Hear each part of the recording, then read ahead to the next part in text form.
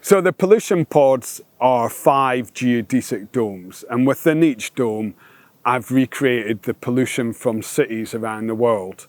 And really for me it's a way of getting people on board with the climate change debate. So even though pollution isn't caused by, or the causes of climate change aren't pollution per se, the causes of pollution and the causes of climate change overlap hugely. So that way I'm getting people to engage with something that affects their everyday life rather than something that seems very remote, like a polar bear on a melting glacier.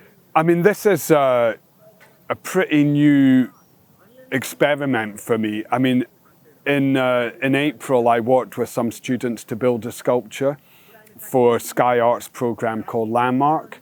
And that was the first time I started to really work with students to make my own work.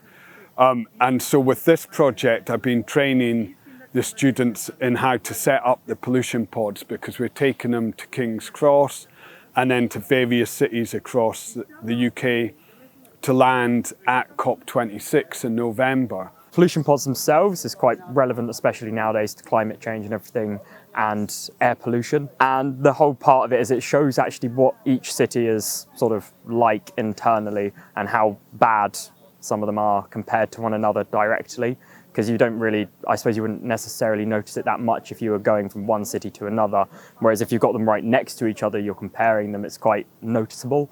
But yeah, the involvement of students, we were basically just setting it up and kind of getting an understanding of how it works and writing a report on that afterwards. Well, I've been here from start to finish, really. Like all of the lads here really helped construct, the exoskeleton, I guess you could call it, and lift up the membrane. Everything really. In general, everybody, students and everybody on campus, the first time they see it and they come up to you and they're like, "What's this about?" And I'm like, it's the pollution pods. It's provoking a discussion about the levels of pollution in our cities. And they may not quite understand, and you just like, go ahead, take a stroll through. And they take a stroll through and they come out on the other side and, they're quite educated, they're quite enlightened, and they go, wow, is that how bad New Delhi is? Is that how bad London is? Londoners, for instance, don't even know how bad their air is. So this way, the students get an amazing real-world experience. They get it on their CVs. We get the project out in public, and it's a UEL project. And so, Michael gets a team that he can work with. In a way, I really like the everybody wins scenario.